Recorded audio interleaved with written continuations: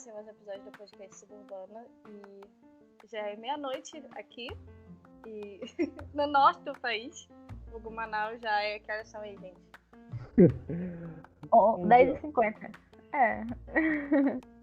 Saudades, viu? Eu trouxe dois amigos que eu conheci quando eu morei em Manaus para poder falar um pouco sobre o que acontece no mundo afora e a gente descobrir, entender, né, quais são as outras realidades que não estão exatamente na nossa cara. Então eu vou deixar eles se apresentarem, né? Fiquem à vontade, pessoas. Não sejam tímidos agora. Olá, eu sou a Cleonice. Tenho atuado já há um tempo no Timbó, em média 5 anos, que é uma comunidade ribeirinha, né? E eu acho que eu tenho 24 anos. E é isso. Eu sou o Breno, também faço parte da mesma equipe que a Nice. A gente trabalha na comunidade ribeirinha do Timbó e acho que eu tenho mais ou menos uns 5 anos, quase, por aí, nessa base. E eu tenho 26 anos, também moro em Manaus, sou de Manaus. E fora isso, alguns outros projetos, mas acho que esse que a gente vai falar também tem um tempo a mais, né? Tem um tempo que a gente está se dedicando a isso. Quanto tempo de Manaus até o Timbó? Tem mais ou menos o tempo de viagem, né? Entre ônibus, barco, de 3 a 5 horas, dependendo também de várias coisas, né? Tem vários fatores, né? Tem muitos fatores até chegar lá. Não é uma viagem que você pega um só meio de transporte. São vários meios de transporte até que a gente chegue na comunidade. Porque, na verdade, a nossa ida até o Timbó é dividida, vamos dizer, em 2 etapas, né? Uma primeira, a gente pegando o ônibus aqui na rodoviária de Manaus, com duração de mais ou menos 1h30, 2 horas de viagem, até chegar no município de Manacapuru. E de lá a gente pega o barco jato, que é um barco mais rápido, né? Que em média, dependendo do nível de água também do rio, a gente consegue chegar mais rápido ou a gente vai demorar um pouquinho mais em tempo de seca, né? Em que demora em média, né? 3 horas por aí. Então, somando tudo, vamos dizer 4h30, 5 horas a gente demora para chegar na comunidade. Como é que foi a primeira vez que vocês foram lá? Vocês vão lá já há 5 anos. Eu imagino que vocês já conhecem todo mundo, já conhecem de ponta a ponta a comunidade. Mas a primeira reação, assim, como é que foi? Eu não sei dizer se eu fui em 2015, eu acho, a primeira vez que fui na comunidade. Mas eu acredito que foi em 2015, foi o mesmo ano que eu entrei na igreja, né? De qual a base faz parte. E a primeira impressão, né, eu não tinha visitado ainda uma comunidade ribeirinha, né? Não como um cristão. E aí, aquele impacto acho que desde o princípio ali, desde quando eu fui a primeira vez, eu não trabalhava ainda com missões, mas chegar numa comunidade, viver, né? Foi num fim de ano, numa uma viagem que a gente faz todo fim de ano, né, com a igreja. E aí faz um Natal lá, a gente faz a comida, faz uma ceia com os irmãos, faz um culto bem grande e tal. Tem presente para as crianças, né, tem brincadeiras. E aí tudo isso me impactou muito. Muito mesmo, que eu já tinha uma ideia da missão, mas eu nunca tinha vivido isso, né, não dessa forma. E eu acho que daquele momento mudou, sabe? Virou uma chave na minha vida. Eu fazia faculdade na época. E aí tinha todo plano, tudo planejado. Tinha tudo planejado na minha vida. E aí daquele momento em diante acabou, né? Foi cada sonho eu fui entendendo, né? Deus foi me mostrando que não era o que ele queria. E fui colocando no meu coração também. Então não foi nada que eu deixei, eu fiquei desesperado, eu sofri, né? Algumas coisas a gente sofre, mas não é um sofrimento grande, sabe? Você fica satisfeito com aquilo que Deus te dá. compartilhar, dar oportunidade. Então, ali, na primeira vez que eu fui na comunidade, que eu vivi aquilo, eu já sabia que eu viveria aquilo pro resto da vida. Então, foi um marco. E foi ali no Timbó, né? Foi naquela comunidade específica. Isso também gera pra gente, pelo menos pra mim, um carinho enorme, né? Pelo povo, pelo lugar. Eu acredito que seja isso. Falar nisso. Então, a minha história em relação ao Timbó, né, de como eu cheguei até lá, ela envolve várias situações, né? Mas na época que a gente começou a... Quando chegou, né, a possibilidade de abrir uma base missionária lá no Timbó, eu lembro que eu estava muito envolvida no MPC, na igreja mesmo, local. Eu era secretária na igreja, estava envolvida no Ministério Infantil, estava envolvida em tudo que era ministério. E quando chegou o Timbó, eu hesitei em querer ir, porque eu estava presa mesmo a tudo aquilo que eu estava realizando na igreja. Só que Deus, ele, de alguma forma, foi apontando, me empurrando de que eu deveria ir para essa comunidade. Logo de início eu não quis aceitar, eu fiquei me prendendo a essas coisas que eu tinha dentro da igreja. E até o momento que Deus, ele foi muito específico, né? Eu cheguei no MPC com 12, 13 anos de idade. E eu lembro de um momento crucial que eu estava num culto na igreja e eu ouvi claramente o Senhor me falando o quão importante, o quão bom foi ter pessoas que me acompanhassem na minha adolescência, que me liderassem mesmo, que não me pouparam ensinar muitas coisas que hoje, tipo, servem realmente como base, como fundamento mesmo na minha caminhada cristã. E quanto isso era importante ter alguém direcionando. E aí eu, ouvindo isso de Deus, e Deus falou, lá no Timbó tem crianças e adolescentes que, assim como você, precisam ser direcionadas. E então isso foi como literalmente um tapa realmente. E aí foi quando eu decidi pela primeira vez ir no Timbó. Só que antes disso, uma pessoa teve um sonho comigo também no Timbó e eu ainda tentando relutar contra aquilo que Deus estava falando. E eu fui para a comunidade. Cheguei na primeira viagem que teve do MPC para o Timbó, porque antes disso já estavam me convidando e eu não vou ter tempo, não vou ter como me envolver. E decidi ir. E quando cheguei lá, eu lembro que em específico, assim, eu percebi que lá a gente tinha algumas igrejas já que até hoje ainda estão lá. Mas uma criança em específico me marcou, porque a gente teve toda a programação lá com as crianças e quando foi no final da viagem, essa criança chegou comigo e me entregou uma carta e um desenho. Até hoje eu tenho guardado esse desenho. E ela me entregou e estava escrito, seja bem-vinda ao Timbó. E quando ela me entregou essa carta, ela falou, não nos abandone. Me confirma, me fala que você não vai nos abandonar.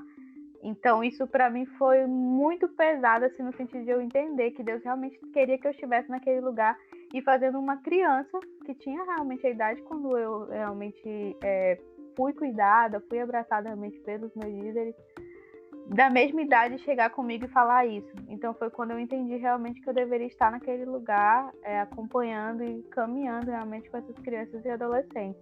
Então essa foi um pouco da minha trajetória até chegar lá, né? No Timbó. Até o final desse episódio eu choro, eu acho.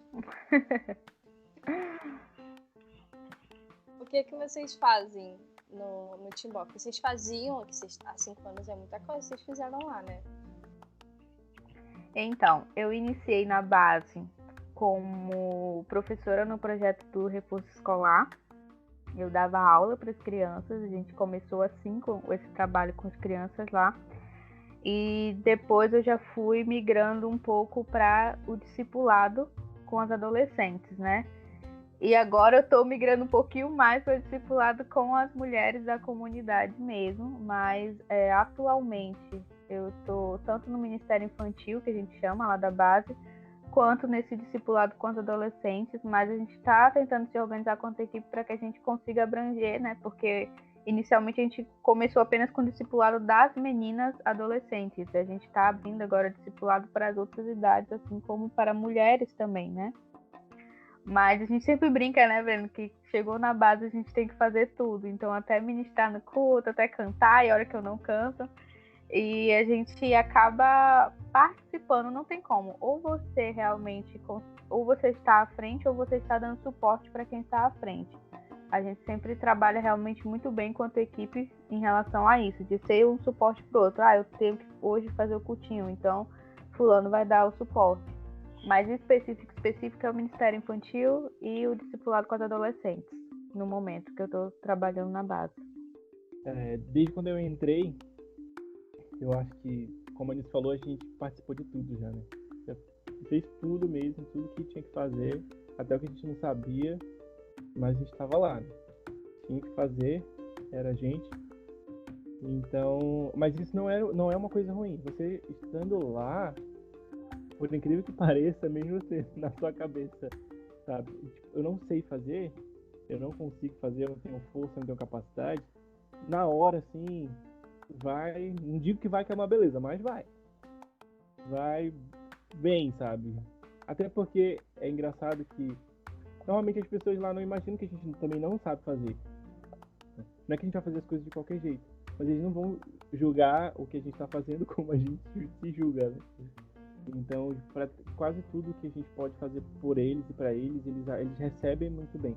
Não importa a forma que você queira entregar algo, claro que você tendo amor, você tendo um significado ali, as coisas que você faz, mas mesmo que você não saiba fazer, mas você quer fazer por amor, então eles vão receber bem.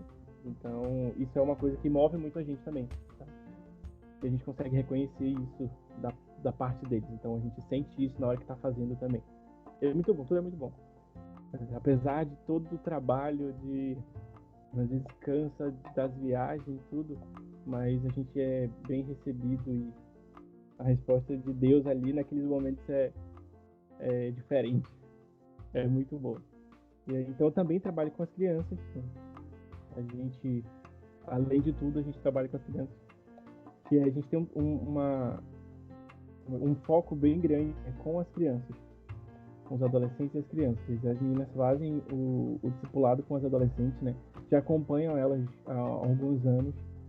E com os meninos é um pouco diferente. É um pouco diferente, né? Que a gente não tem... Eu acho que, na verdade, em todo lugar, os homens, né? Eles são mais fechados.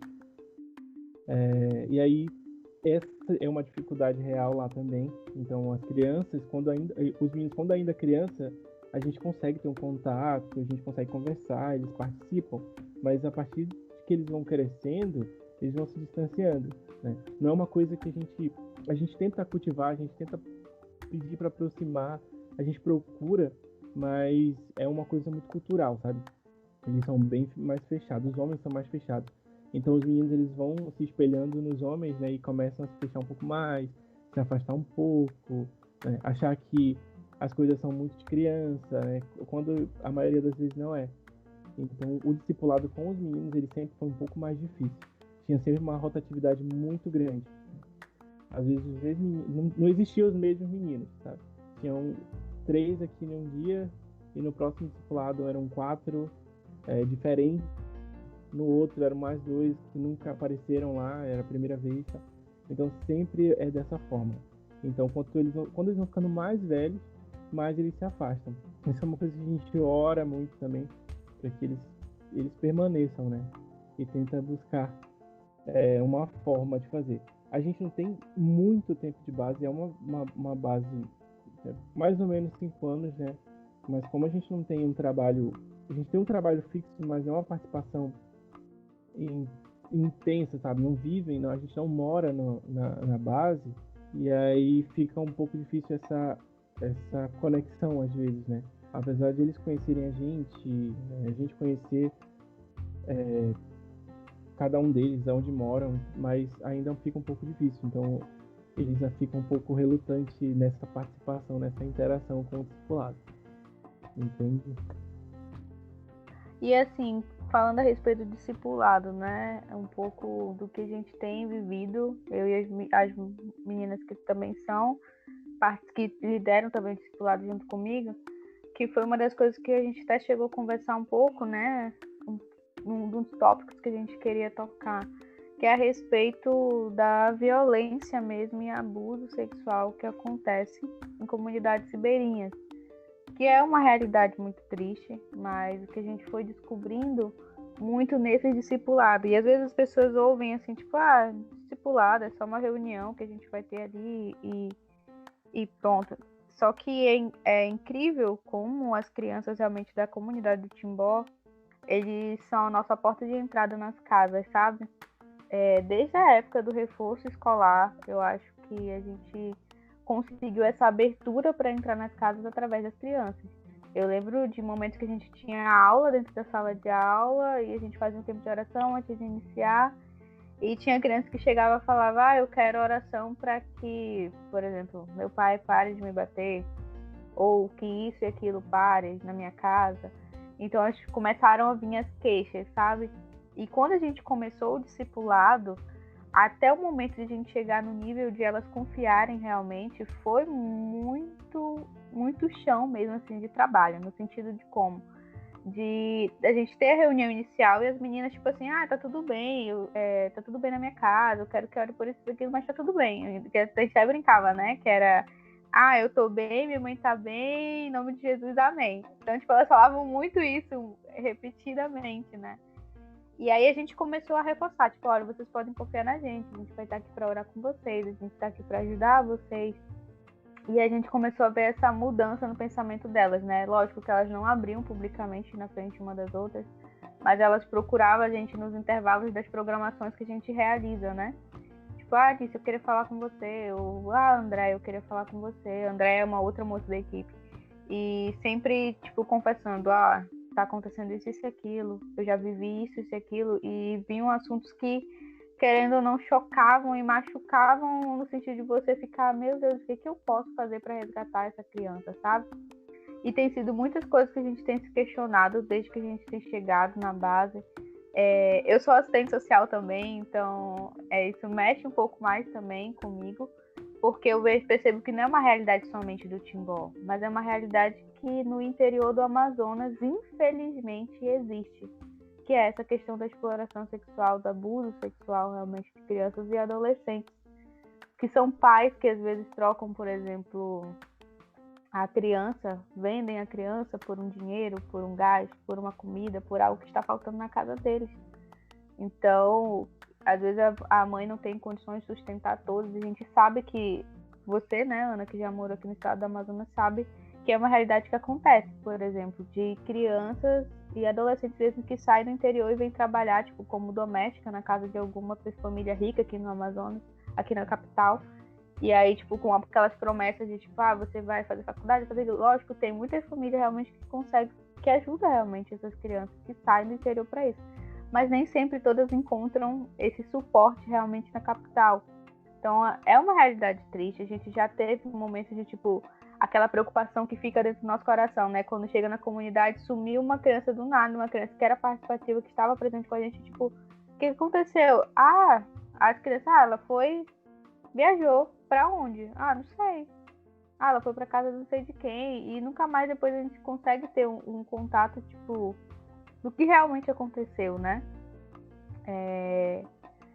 A gente tem vários casos. A gente teve um caso, né, Breno, também, que saiu inclusive na mídia também, a respeito dessa questão de uma criança de 11 anos lá do Timbó, que chegou a engravidar.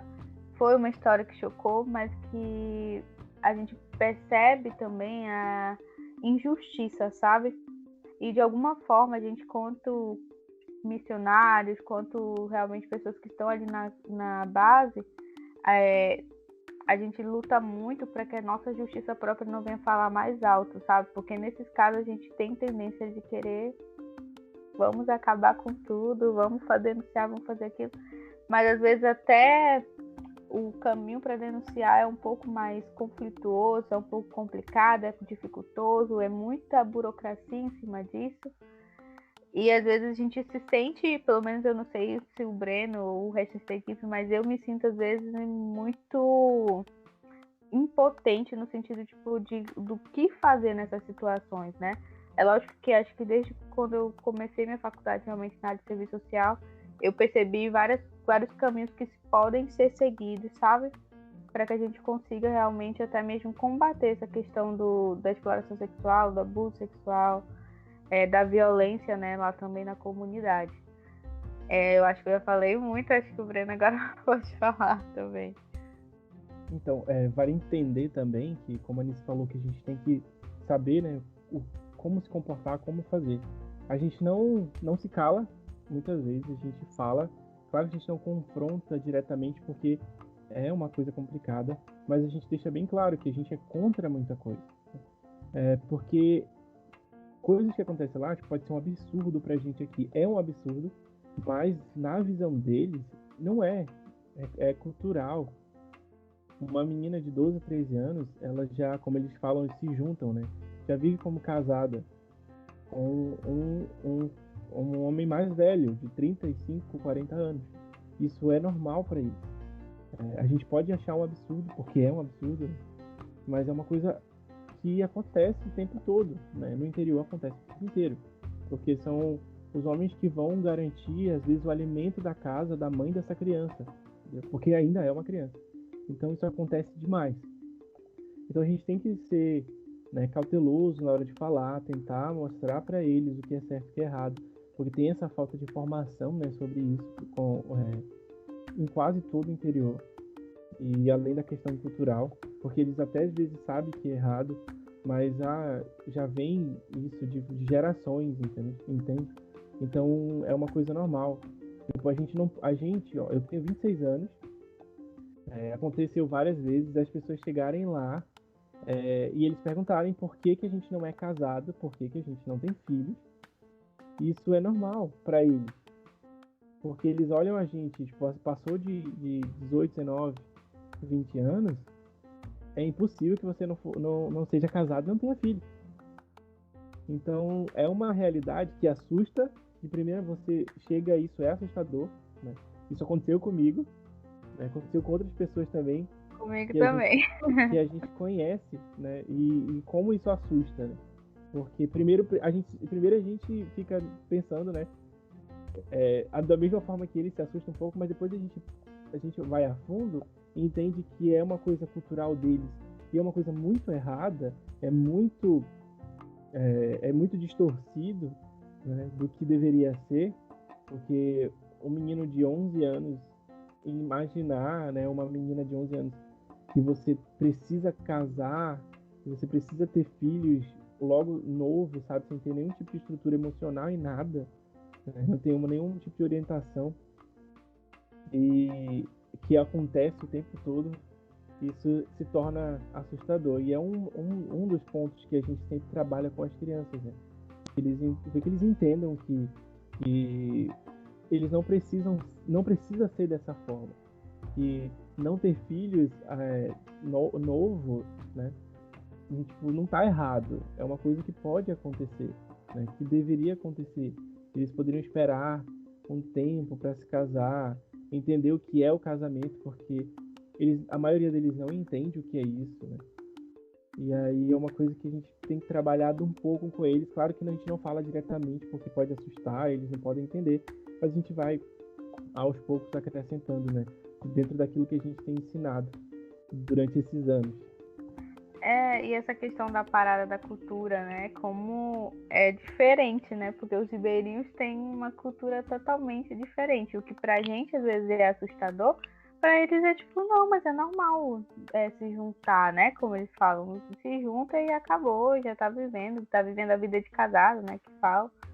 E pra eles é assustador, por exemplo, quando chega até mesmo a equipe de fora, tipo, pessoas tipo, de 30 anos que não são casadas, eles já perguntam logo. Tipo assim, você é casado? Não. Mas você pelo menos está noivo? Não. Você tem namorado? Também não. E eles começam a questionar um monte de coisa como se fosse assustador, o que pra gente é algo comum. Entende? E então, eles questionam mesmo. Eles questionam mesmo, tipo assim, perguntam. Não tem meio tempo, porque eu acho que uma das coisas legais também do Ribeirinho, que pelo menos eu particularmente gosto, é essa sinceridade. Eles não têm essa, vamos dizer, ficar pisando em casca de ovos. Eles falam mesmo, tipo, se eles querem saber, eles vão te perguntar e vão querer saber mesmo e vão falar. E aí eu gosto dessa sinceridade deles, né? Dessa clareza mesmo do que eles são. E até mesmo querendo ou não, mesmo que em alguns momentos a gente se encontra e com aquele lado do velho homem, né? Mas eles também são puros em alguns quesitos, né, Breno? Assim, de ser ingênuos mesmo, sabe? Mas é uma cultura desafiadora, não é uma cultura fácil. Uma das coisas também, não é problemática, vamos dizer, uma das coisas também que a gente tem lá na base é que lá no Timbó, por exemplo, a comunidade de Timbó, ela começou através de uma família. Então, praticamente todos eles ali se conhecem e são parentes também. É um parente do outro, é um que se conhece do outro, e então eles têm essa proximidade muito maior pelo sangue também, né? Não é somente, tipo assim, é alguém que veio de fora. Lógico que a gente tem outras famílias que vieram de fora também, mas a maioria ali é tudo entre família, né? Vamos dizer assim. Mas os ribeirinhos, eles têm essas características de colocar todo mundo como família, de colocar todo mundo para dentro de casa. Se eles tiverem metade de um pão, eles vão dividir a metade de um pão com você, mesmo que seja pouco. Eles são muito receptivos nesse sentido. Eu acho que não teve nenhuma casa, né, Breno, que a gente vá, que eles não ofereçam, tipo, quer água, quer café, quer isso, quer aquilo. Não tenho muito, mas eu tenho. Pode falar. Eles sempre te oferecem o que tem. Não importa o que seja, eles vão te oferecer. E isso não é de um ou outro, é cultural também deles, todos eles são dessa forma. Se entrar na casa de alguém, eles vão te dar o melhor lugar para sentar. Se não tiver o melhor lugar, eles vão sentar lá no pior lugar, mas eles vão estar junto contigo. E eles vão oferecer aquilo, eles vão oferecer café, eles vão oferecer suco, eles vão oferecer fruta, eles vão oferecer o peixe, tudo que tiver para oferecer, eles vão te oferecer. Sim. Algumas vezes eles se ofendem quando tu não aceita alguma coisa, mas não sei, né, tipo, às vezes você prova um pouquinho, pega uma coisa de um ou outro, daquilo que eles oferecem, não precisa aceitar tudo, mas aceitando uma ou duas coisas daquilo que eles oferecem, é um meio também de chegar, eles se sentem bem com isso, e eles começam a se abrir mais através disso. Acho que eles ganham a confiança, né? Eles entendem que podem confiar quando as pessoas aceitam aquilo que eles oferecem. Eu acho que eles não explicar muito bem, mas a receptividade deles e esse meio de aceitação, quando a gente, né, quando eles oferecem algo e a gente aceita, é uma porta escancarada, praticamente, para você chegar na família, para você perguntar as coisas. Se você perguntar, eles vão te responder tudo que você perguntar. Às vezes sem jeito, mas eles respondem. Eles não vão inventar história.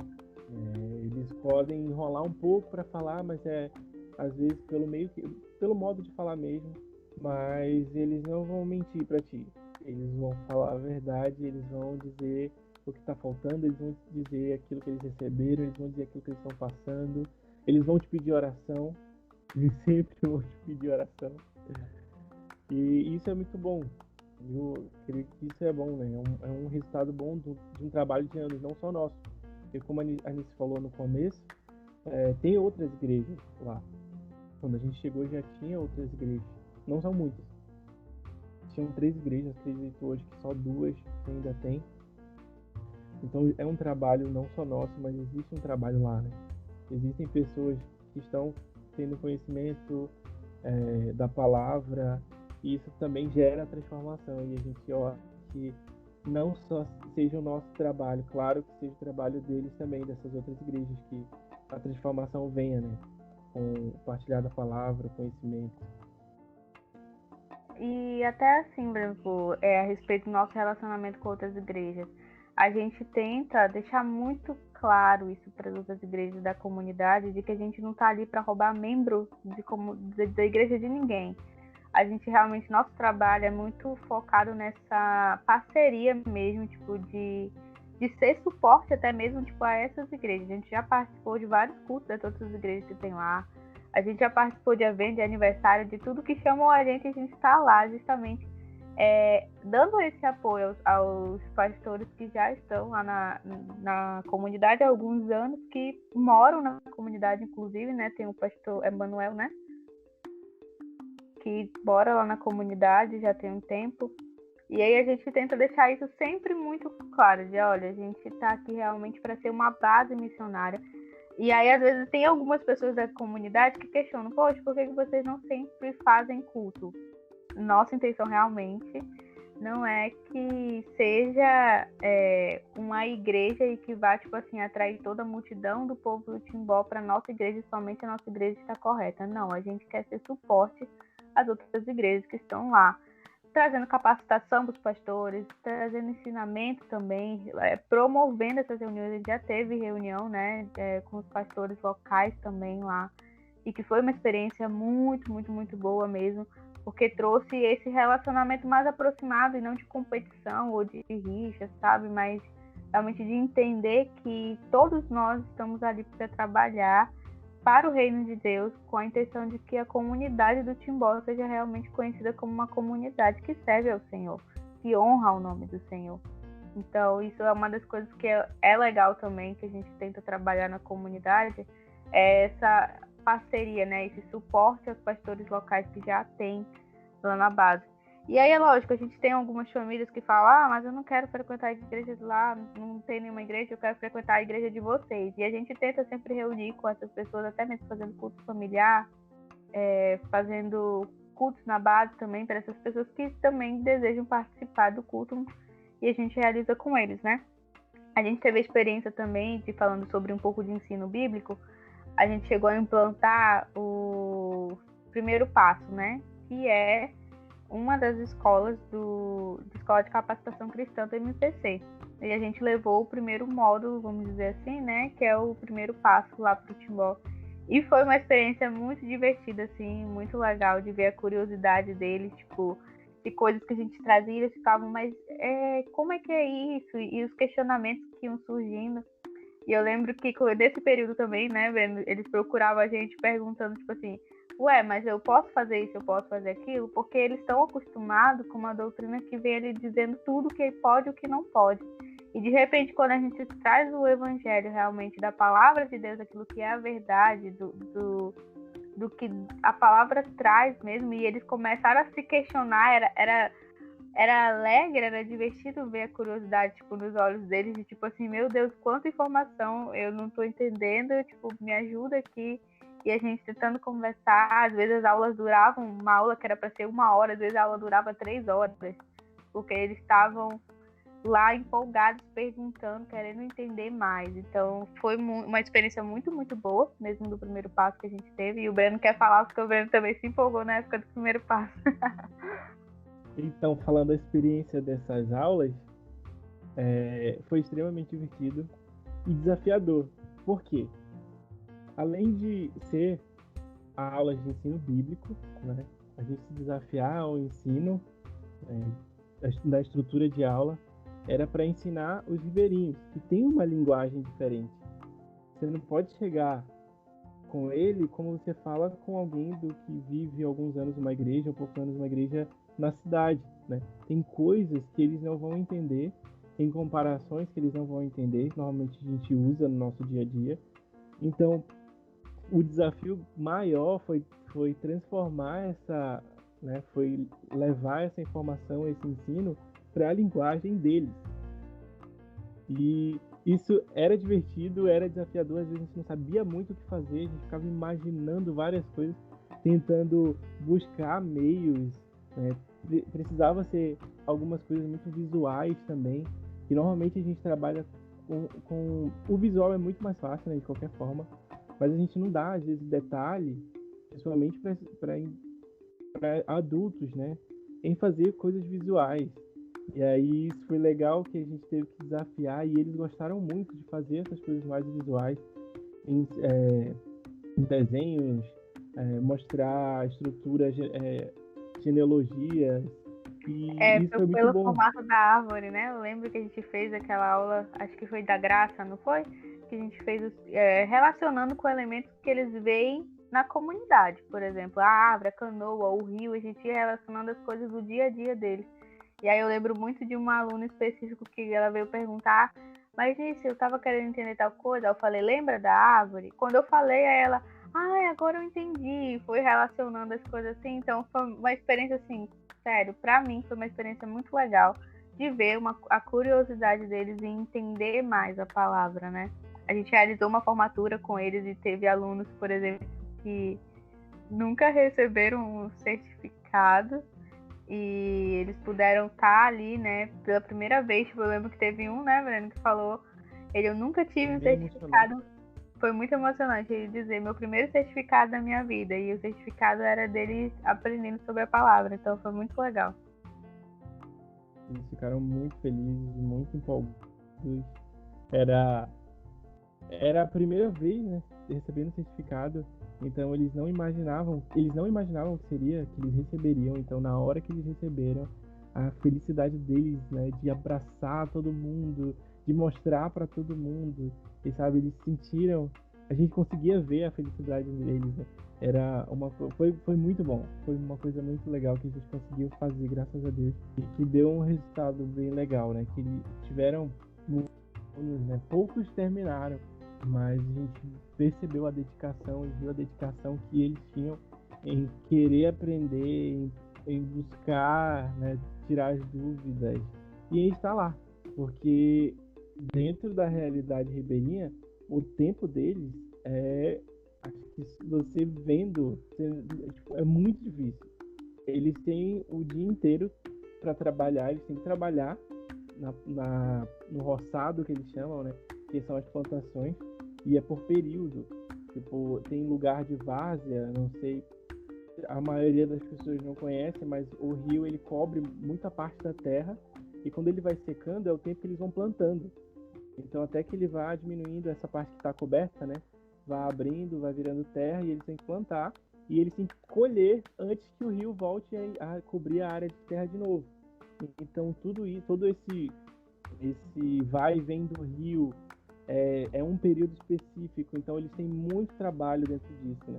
Tem eles têm que fazer a farinha, que é uma espécie de, eu acho que não é nem um grão, mas é da mandioca, e aí é um trabalho muito, muito grande que eles têm, então eles dedicam muito tempo para fazer isso. Então o dia deles é extremamente carregado. É um dia o trabalho é muito forte.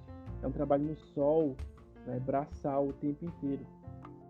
E aí o tempo que eles têm, e como eu falei, esses poucos se dedicaram a isso, a esse ensino, foi uma luta para eles, foi uma luta muito grande. A gente percebia, teve situações que eles cochilavam na aula, mas a gente sabia o porquê, sabe?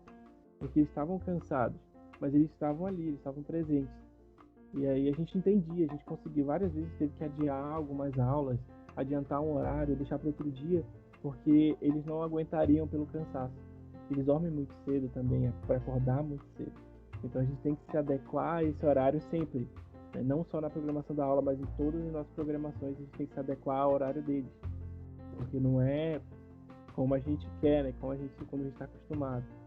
Mas como eles podem participar, a gente tem que olhar também para a participação deles e como eles podem participar. E até falando, né, um pouco dessa cheia e da seca do rio que interfere na rotina deles, interfere também, inclusive, nas nossas viagens, né, que se tornam mais dificultosas. A gente tem até um tópico que fala sobre apertos e desastres, né? Se a gente fosse colocar nesse áudio, tipo assim, vários apertos, eu acho que toda viagem é um aperto, né? A gente brinca, não é viagem pro Timbó se não tiver um aperto, porque a gente passa por muitas situações lá que são engraçadas, que no momento pra gente às vezes é desafiador, mas quando a gente depois vai lembrando... É o desafio a cada viagem. É o desafio a cada viagem, né? Eu lembro de uma do Natal na comunidade, que a gente foi com uma equipe maior. O rio estava seco, então como o rio estava seco, a gente não conseguiu entrar com barco, né? Porque como acho que a gente não falou um pouco sobre a localidade do Timbó, né? A infraestrutura. Só um detalhe, não é seco de não existir água. O rio, ele tem todos os anos ele vai baixar, vai chegar próximo à comunidade, vai cobrir grande parte da terra, e tem uma época do ano que ele vai abaixando um pouco, vai baixando às vezes muito também, né? Mas ele não deixa de existir, ele continua existindo. E aí, que é justamente o caminho que os barcos vão poder andar, né? Vão poder seguir. E aí, normalmente, esse meio termo entre encher, ele tá bem cheio e ele tá bem abaixo do nível normal, a dificuldade é tremenda, que normalmente é a época do Natal, é a época do final do ano. É quando a gente tem que carregar muita coisa, né? E a comunidade, ela fica num dos braços, né, que chamam do rio. Então, tipo, tem uma entrada para você chegar até a comunidade. Então, quando tá nesse período de seca, vamos dizer assim, que o rio tá um pouco mais para baixo, a gente tem que caminhar até chegar na comunidade. E sempre é mês de dezembro, que é o mês do Natal na comunidade. Então, a gente passa vários apertos para carregar os brinquedos, para carregar o material da ceia e etc, né? Eu lembro de uma viagem específica que a gente foi e aí do nada, na volta, começou a chover muito forte, muito forte. E nesse caminho por terra tem uma pontezinha bem pequena de madeira e que, como estava chovendo muito, muito forte, o rio subiu um pouco e cobriu essa ponte. E a gente estava com uma equipe que eram pessoas também que não estavam tão acostumadas, calma, não estão acostumadas com o caminhar, né, dentro, assim, de caminhar muito na madrugada, porque a gente sai de lá da comunidade, normalmente, 3 horas da madrugada para poder voltar para Manaus. Então, quando a gente tem esse trajeto da volta, a gente faz de madrugada, tá tudo escuro e é no meio da mata mesmo. Então, a gente ia passar por essa ponte e a ponte estava com o rio coberto, assim. E foi muita aventura. Pode falar, Breno. A altura da água nesse dia, acho que chegava até, acho que 1 metro acima da ponte. Então a gente tinha que descobrir o caminho da ponte para poder atravessar. Imagina, 3, 4 horas da manhã, num temporal, tava chovendo muito forte, e a gente tinha que atravessar uma ponte de madeira que a gente não enxergava. Então foi cada um segurando a mão do outro para poder atravessar. Uma corrente de amigos mesmo. Teve uma hora que uma das moças escorregou, não sei o que aconteceu, e se graças a Deus estavam um segurando a mão do outro, então deu tudo certo. Mas foi um desafio, sabe? Foi uma das coisas que aconteceu assim, que a gente, dessas experiências todas, que foi marcante, sabe? Principalmente por essa moça que quase foi no rio, né? Não, e assim, tinha uma parte depois da ponte que tava só o lago e você ouvia muitos sapos cantando.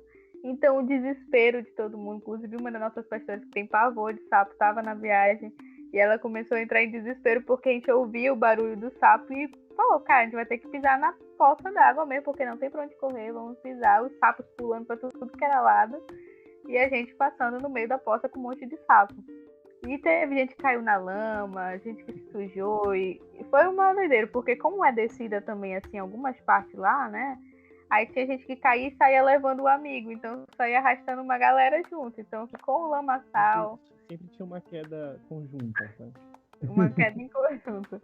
Então, assim, essa foi um dos apertos que eu lembro, mas a gente passa sempre um aperto na viagem, tipo, lógico que tem viagens que são muito tranquilas, mas sempre acontece alguma coisinha assim só pra dizer, vocês estiveram no Timbó. São as melhores experiências, né? Na hora sim a gente se desespera, mas depois é a melhor coisa que tem pra contar, as coisas engraçadas que eu vi também, né? E a gente, graças a Deus, a gente tem muito dessas experiências. E a gente chama todo mundo pra ter essa experiência também, porque apesar da dificuldade parecer aterrorizante, é muito boa, é muito boa. Nem sempre o rio tá dessa forma, nem sempre o caminho tá desse jeito. E muitas vezes é bem facinho de chegar, o barco para bem na escadinha lá da comunidade. Então tem sol, né, durante o dia, bacana. Às vezes muito sol, que não é tão legal assim, né, para muita gente.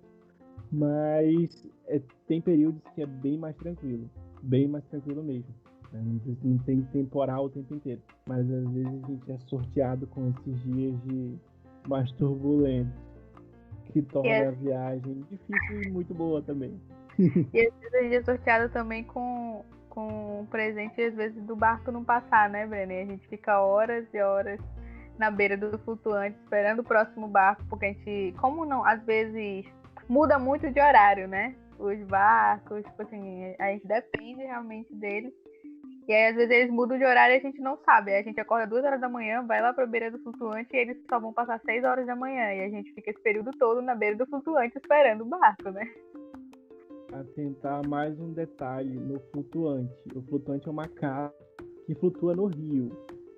É uma casinha de madeira que ele vai flutuando no rio. Ele não tá preso na terra, ele tá flutuando o tempo inteiro. Então, de acordo com o rio, que vai subindo ou vai descendo, a casa vai junto. Então ela nunca tá num lugar fixo, ela sempre tá mexendo de um lado pro outro. E ela tem que ser ancorada a maioria das vezes, né, para poder não ser levada pelo rio. E aí, como uma âncora normal, eles jogam eles tentam afundar até chegar na terra e aí prendem a casa. E é nesses lugares que a gente espera o barco, né, o barco passar. A gente já passou várias vezes, madrugadas inteiras, olhando pro céu, 3, 4 horas lá, olhando pro nada, esperando não aparecer nenhum bicho lá. Mas graças a Deus nunca apareceu. Espero que não apareça. E fica lá, Apesar de ao algumas vento. pessoas já terem visto onça, né? Visto jacaré, visto um monte de coisa que a gente fica bagunçando assim. Mas nunca aconteceu com a gente nenhum incidente de alguém se machucar por algum bicho que apareceu, nada disso, né? Graças a Deus. E falando um pouco, né, dessa questão de ficar na beira do flutuante, e a gente volta novamente para a questão da receptividade do pessoal ribeirinho, né? Que a gente já ficou várias vezes na beira do flutuante e eles acordam tipo, e oferecem café, xícarazinha de café, e ficam ali conversando. E eles têm todo também um sotaque deles, todo um falar, né, próprio deles também, que a gente acaba pegando também quando a gente está na comunidade. A forma como eles se comunicam, a gente acaba entrando também da mesma forma, né, como eles falam. E é divertido. Às vezes eu tô falando aqui coisas como se eu estivesse falando com pessoas só do Amazonas, né, mas explicando esses pequenos detalhes. A gente tem também algumas gírias que são cultural do nosso estado e a forma como ele se cumprimenta, o Breno usa muito, até na cidade, né, como a gente se cumprimenta na canoa. Uma pessoa passar, você fala, você não precisa falar mais nada. É o bom dia, boa tarde, boa noite, tudo bem, tá tudo bem, é isso. E é extremamente normal, é normal mesmo. Você tá sendo uma pessoa muito legal se você passar pra uma pessoa e falar, ei. Até nos encontros da canoa, durante o percorrer do rio, você passar do lado de uma canoa e tiver outra pessoa na outra canoa, você tem que cumprimentar, ei, e ele já foi uma conversa inteira ali, de tá tudo bem, bom dia, boa tarde, boa noite, seja o que for. Isso é muito legal mesmo. Que mostra um pouco da simplicidade deles. E que a gente vai junto, né? A gente sem querer, a gente já pega esse costume, já pega essas gírias assim, bem rápido até. E a gente se comunica muito assim, a gente que é da base, tanto lá quanto aqui na cidade, a gente brinca muito dessa forma. Sim.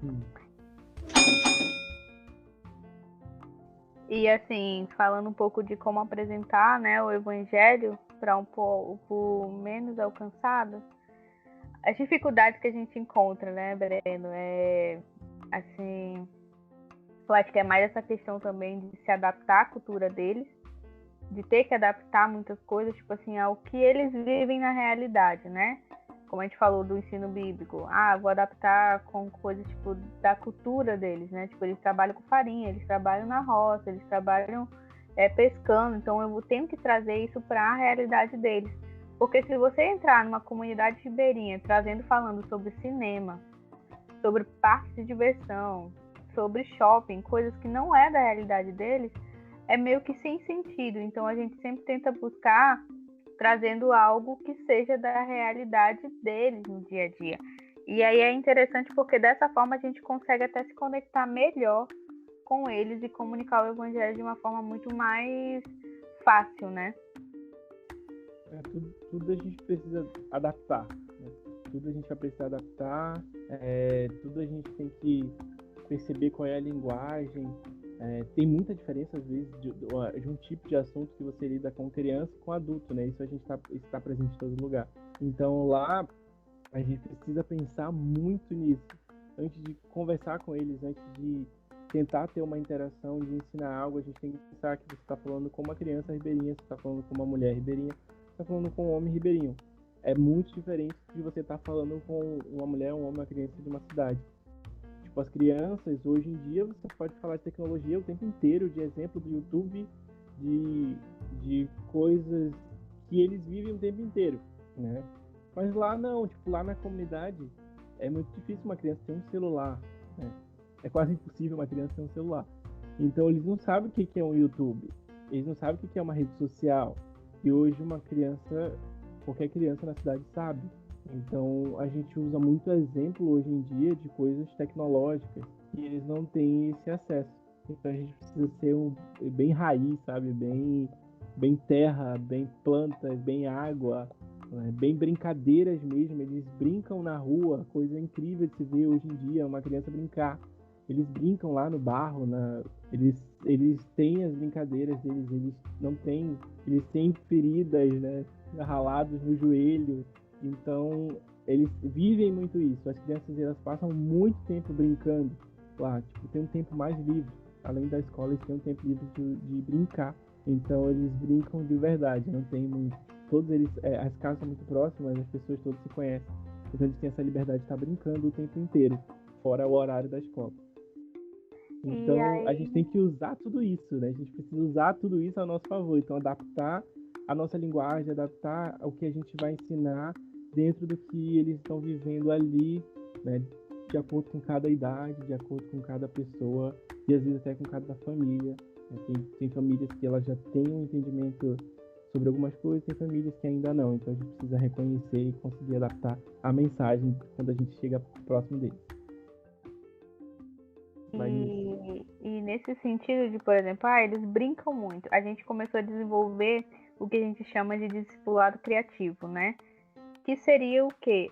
É eu conviver na comunidade, tipo assim, com as crianças, com as mulheres, dentro da rotina delas. Por exemplo, as crianças gostam muito de tomar banho de rio. Eu confesso que eu também tinha medo de tomar banho de rio, mas depois, quando eu percebi que isso seria uma abertura para mim poder fazer discipulado criativo com elas, que a gente chama, né?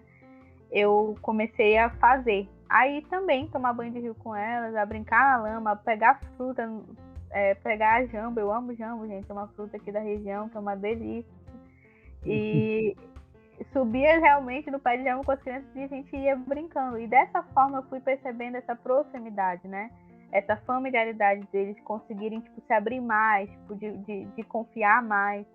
E até mesmo com as mulheres, por exemplo, elas vão para casa de farinha, então a gente vai para casa de farinha também, vai mexer a farinha lá também com elas, e nisso a gente vai se aproximando mais da realidade delas também. Os homens, né, da comunidade, a gente percebeu que o que faz eles se aproximarem mais é o futebol, por exemplo. Eles amam, o pessoal da comunidade, os homens gostam muito, até as mulheres, dos campeonatos de futebol que eles fazem entre as comunidades, competições, etc.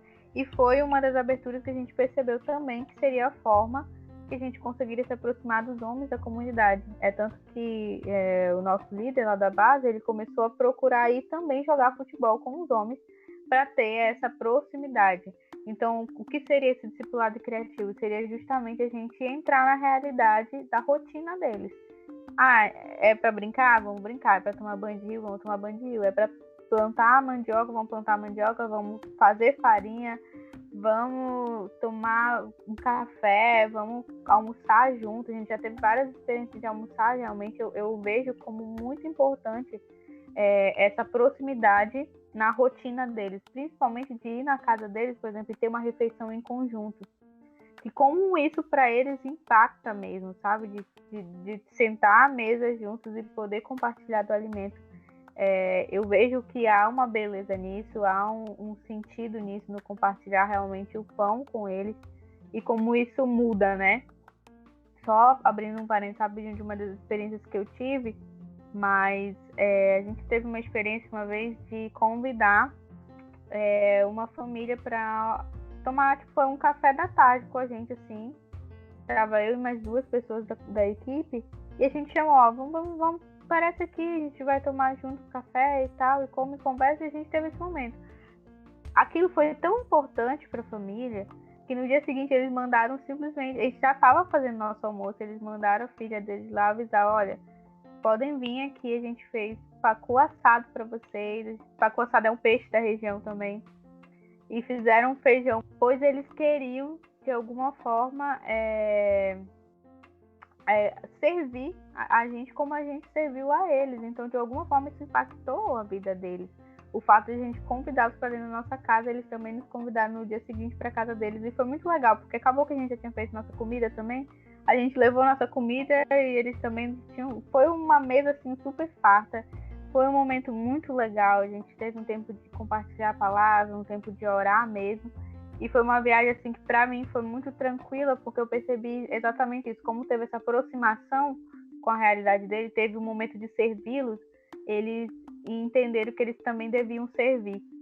E aí foi muito legal, sério, assim. E pode continuar, Bruno. Tipo, Breno, calma. Faz quanto tempo que vocês não vão no Timbó? Porque acho que agora a situação tá diferente, né? O Breno comentou que vocês conseguiram ir no final do ano passado, mas eu imagino que não tá mais rolando um acompanhamento, né? Porque a comunicação pra lá deve ser um pouco complicada. Há quanto tempo vocês estão sem ir pra lá? Desde quando começou a pandemia, em março, a gente teve que suspender tudo. Quando paralisou aqui no estado, a gente teve que suspender todas as viagens, até porque o município que a comunidade faz parte, ele foi logo no início o segundo mais atingido. Ele estava logo atrás da capital, de pessoas com Covid. Então a gente suspendeu tudo, foi paralisado os portos, a gente não podia ir até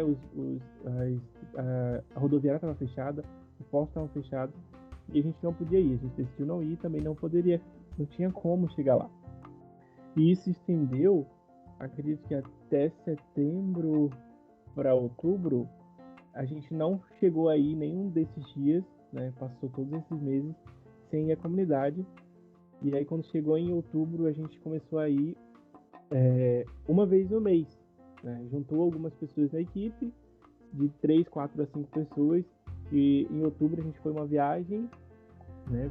A gente levou algumas coisas também, a gente fez algumas campanhas durante esses meses, de comprar máscara, a gente arrecadou roupa, então a gente levou coisas para eles. E aí, até que dezembro, a gente fez o Natal na comunidade, mas sem levar nenhuma equipe. Normalmente a gente chama algumas pessoas para ir. Sempre vai 20 pessoas, 30 pessoas nessa viagem. E dessa vez só foi a equipe. A gente foi em 5. E a gente não pôde fazer nenhuma programação que a gente sempre fez. Mas a gente fez uma campanha de panetone e a gente doou para cada família, né? A gente deu brinquedo para algumas crianças, a gente foi de casa em casa e a gente levou uma mensagem para cada um deles.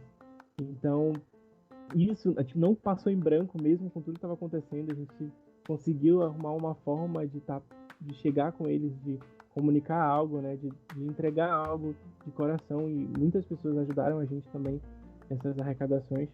Então, em dezembro, que a gente achou que conseguiria continuar, foi a última viagem, foi a última viagem, né, até agora.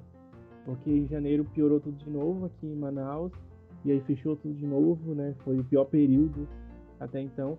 E o Covid chegou no Timbó, agora em janeiro. Eu acredito que com as festas de fim de ano, normalmente eles vêm até a capital, eles vão em outra comunidade, né, com a família deles.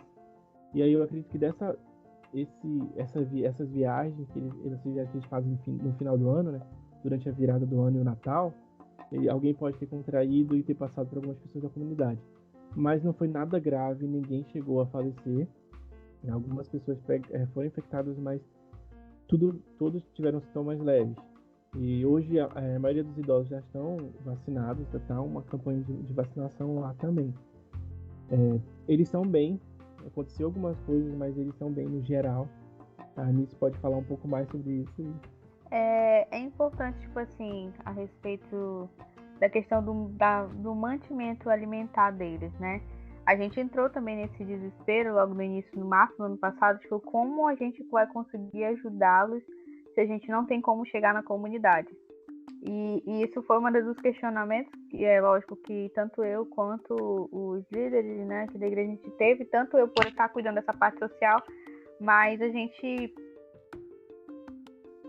pensou e a gente entrou um pouco, né, nessa pilha. E agora, o que a gente faz? Como é que a gente vai ajudar essas famílias? Como é que a gente vai mandar a cesta básica? Como é que a gente vai mandar algum alimento? E aí foi quando logo em seguida veio a questão do auxílio emergencial que o governo liberou.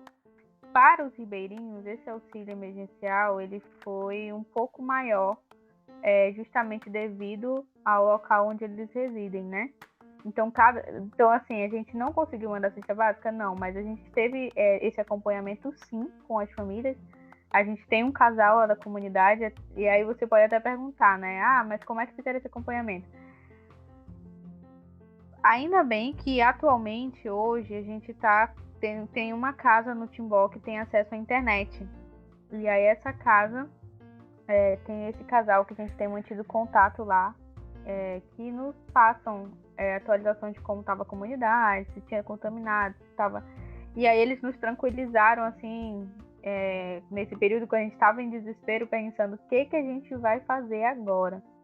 Eles nos tranquilizaram quando informaram, tipo assim, olha, todas as famílias daqui foram beneficiadas com o auxílio. Então, fome a gente não vai passar, então tá tudo bem. A gente só estejam orando pela gente, então a gente continuou orando pela comunidade, colocou o Timbó em orações mesmo, mas quanto a mantimentos, eles tiveram esse apoio realmente do governo, né, que manteve eles durante o período de pandemia. É lógico, o auxílio acabou agora, então a gente está tentando verificar como é que está a situação lá agora também. Contudo, esse casal também que estava me informando de como estava as coisas na comunidade foi um dos casais também que foram infectados, o filho deles foi infectado com o Covid, e ele tem 2 anos, a criança. Então, assim, tudo meio que mudou e bagunçou um pouco pra gente nesse acompanhamento. Contudo, a gente, pelo menos até dezembro, né, Serena, a gente conseguiu fazer esse acompanhamento com essa família nesse sentido, de estar orando por eles e sabendo que eles estavam conseguindo sim se manter. Aí quando a gente voltou também de viagem, a gente chegou a levar algumas cestas básicas e fez esses eventos que o Breno já falou, né, do Natal, essas coisas, tudo reduzido, muito reduzido, programações muito reduzidas, alertando quanto ao uso de máscara, alertando quanto ao uso do álcool em gel também, de lavar as mãos, que isso é importante. Só que a gente está falando, né, Ana, de uma comunidade ribeirinha que vive distante da capital. Eu lembro que em março, quando a gente soube do Covid, a gente estava no Timbó, né? E a gente assistiu na TV, na casa de uma das famílias, inclusive, falando sobre o Covid. Eu lembro que eles viraram pra gente e perguntaram, e aí, essa doença? Só que era algo tão distante, parecia algo tão distante por lá na China. A gente nunca imaginou que isso fosse chegar até aqui o Brasil, até o interior de Timbó. E eu lembro que a gente até brincou nesse dia, falando tipo assim, mas o Amazonas sempre é o último a chegar as coisas, né? A gente sempre recebe por último as coisas. E na verdade foi totalmente o contrário, né? Aqui realmente os casos aumentaram muito na capital, Manaus, quanto no interior, como o Breno falou, o município de Manacapuru, que é o município próximo ao Timbó, foi a segunda cidade mais afetada pelo Covid. A gente está falando de uma cultura de pessoas que também não tem o costume do hábito da higienização das mãos, etc. Então, tudo isso piora um pouco mais a questão do Covid. Então, até quando a gente retornou, a gente teve que fazer essas campanhas tipo de conscientização mesmo. O uso da máscara, você precisa passar o em gel. Essa doença não é uma doença qualquer, você tem que ter todos esses cuidados. A gente também teve na equipe pessoas que tiveram Covid, cheguei a ter Covid, não peguei no Timbó, mas cheguei a ter, então até a gente teve que ter cuidado, e foi um dos cuidados que a gente teve em relação à comunidade. Por exemplo, a gente mora na capital, onde o caso estava maior, a questão do Covid, muita contaminação, um nível alto de contaminação, e o nosso medo se a gente volta para o Timbó e um de nós está contaminado, a gente vai contaminar uma comunidade. Então foi uma discussão que foi levantada, inclusive, entre os missionários do estado mesmo do Amazonas, dos missionários que atuam em comunidades ribeirinhas, em comunidades indígenas, em comunidades mais distantes, que moram realmente, sobre paralisar, tipo assim, pela segurança das comunidades, para que a gente que é missionário não leve uma doença dessa para dentro de uma comunidade, que o ideal era, por amor mesmo, sabe, por cuidado dessas comunidades, era a gente paralisar, aguardar as coisas acalmarem um pouco mais, para que futuramente a gente retornasse sem colocar nem a nossa vida e nem a vida de nenhuma família da comunidade em risco. Então, assim, em relação ao que nos afetou, sim, e a gente está fazendo esse acompanhamento à distância mesmo pela internet, a gente não tem ido mesmo à comunidade, que é uma das coisas eu acho que dói mais, né? Porque a gente sente saudade de estar lá, a gente sente saudade de estar com as famílias, a gente sente saudade de brincar com as crianças. E até isso, quando a gente voltou no passado do período de setembro a dezembro, fazer uma viagem por mês, até isso era diferente. A gente não podia estar tendo esse contato de abraçar, de brincar, de beijar, vou tomar banho no rio, vou fazer isso, vou fazer aquilo. Era tudo muito cheio das medidas, né, que a gente tinha que tomar. Mas o Covid ele nos afetou, sim, e mudou toda a nossa rotina de programações, a nossa rotina de viagem que a gente ainda não conseguiu retornar, mas a gente tem orado realmente para que tudo se normalize o mais breve possível, para que a gente consiga retornar também à comunidade. Mas em segurança também, para não colocar, é justamente isso, né, que a gente falou, de não colocar nenhuma comunidade em risco, né, em relação ao Covid. Uma das coisas também que a gente se preocupava muito era a gente parou de ir, né? Não teve como a gente ir. E aí, como é que vai ficar? Como é que eles vão ficar em relação à palavra, em relação a ouvir, aos cultos, né? As igrejas lá deram uma parada também, mas eles continuaram como podiam. E aí, algumas pessoas que como a Anice falou agora há pouco, tinha pessoas que perguntavam pra gente que não queriam ir em outra igreja, queriam ir junto com a gente. Então a gente tinha uma prática de sempre fazer um culto toda viagem, quase toda viagem a gente fazia um culto, reunia com as famílias. E aí a gente ficou pensando como que vai ficar. E era um ponto das nossas orações, né? Tem sido um ponto das orações. Para que tudo aquilo que a gente tem, que a gente plantou, tudo aquilo que a gente ensinou, tudo aquilo que a gente falou antes, que hoje ela tenha efeito, né? Que a gente ora para que Deus ele permaneça naquele lugar, que o Espírito Santo haja de uma forma que eles lembrem da palavra que eles aprenderam, lembrem daquilo que eles ouviram, que eles busquem ler mais a Bíblia, que não é uma prática, a prática de leitura é bem ruim, né? Dentro das comunidades de ribeirinha, alguns deles não sabem ler nem escrever, então eles dependem de outras pessoas, e que isso que as pessoas que podem até ler para outros, que elas façam isso. Então a gente ora para que tudo aquilo que a gente falou, tudo aquilo que a gente ensinou, tudo aquilo que foi pregado, tudo aquilo que eles sabem, que hoje se aflore no coração deles, que a consciência deles, que eles entendam, né? Sejam conscientes de que a igreja não está parada, né? A missão não está parada, mas é um tempo que eles precisam procurar também, não só depender do que a gente vai falar, mas que eles procurem buscar, eles procurem aprender com eles também, né? Compartilhar entre si a palavra. É que essa conversa foi muito incrível, eu tô muito feliz de estar ouvindo tudo isso. Quer dizer, não feliz, porque tem muita notícia trágica no meio que vocês falaram, mas eu tô muito feliz de saber que a igreja se move, de que a igreja vive e de que existe sim algo sendo feito, apesar das intempéries, e enche o meu coração, sabe? Saber que, sabe? Jesus está voltando, a gente não pode parar por causa disso, entendeu? E as coisas acontecem, independente da nossa vontade ou não. E mesmo com as coisas difíceis, a gente não pode simplesmente se render a isso e deixar pra lá. E lembrar que ele também tá sob controle disso tudo, entendeu? Ele também tá sob controle do Timbó, inclusive. Então, eu tô muito grata de estar recebendo todas essas informações e grata porque outras pessoas também vão receber essas informações. E Amém. É muito bom saber que... Sabe, é só isso. Cara, eu não sei mais o que dizer, como é que faz, né? A pessoa grava um podcast e não sabe o que dizer. Enfim. Então, Eu acredito que a igreja precisa saber, né, que, que o trabalho ele não parou. Mesmo que a gente esteja impedido de ir, né, o trabalho não parou. Tem muita comunidade hoje, muitas cidades do interior, que elas têm a presença missionária de missionários morando no local. Então, esses missionários, a maioria deles precisam de suporte. Então, se você tem alguma forma, se você pesquisar sobre missões ribeirinhas em qualquer rede social, se você conhece alguma agência missionária, ela com certeza conhece um missionário que está no Amazonas, que está no interior, que trabalha com ribeirinho, que trabalha com indígena. Então, provavelmente, esse missionário, ele precisa de ajuda.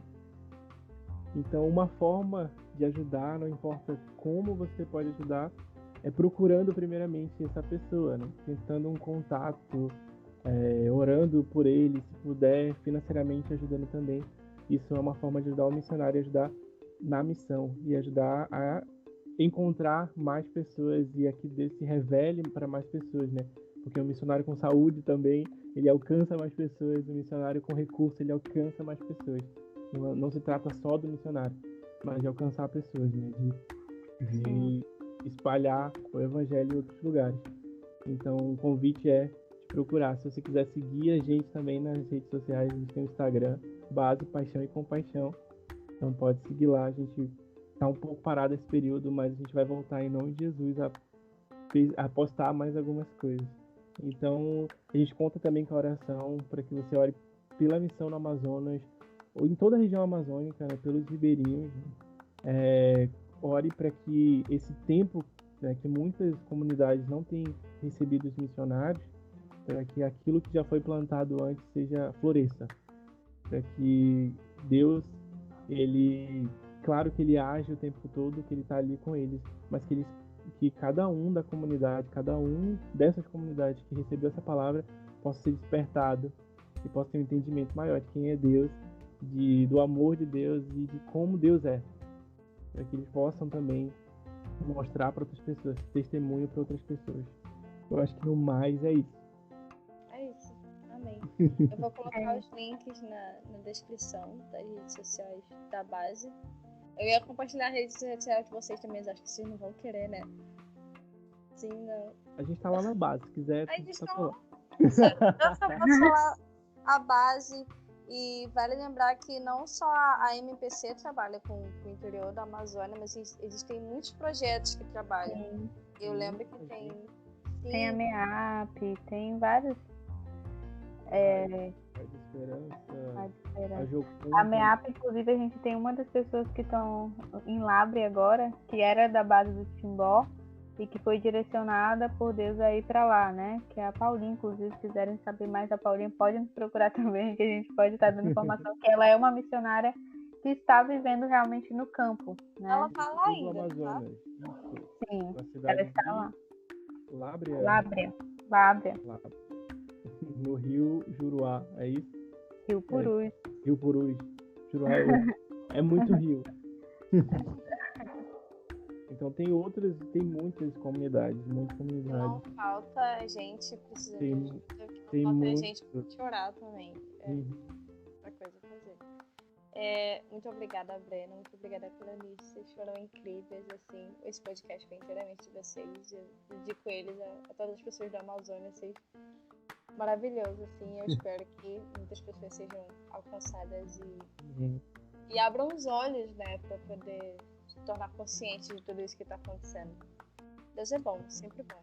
E... Agradece a oportunidade também de estar falando sobre aquilo que a gente faz, né, que é muito bom. E a gente se alegra muito em viver isso. Então, quem quiser viver isso, quem ouviu de Deus de viver isso, se entrega e vai. Vai que é tua. Vai que é dele. Não existe. A gente tem nossos... lógico que a gente tem os momentos difíceis, mas é muito, muito, muito gratificante estar inserido na missão de Deus, estar realizando a missão de Deus, nas comunidades ribeirinhas. É prazeroso, sabe? A gente não vai dizer que a missão ela é romântica, porque ela não é romântica.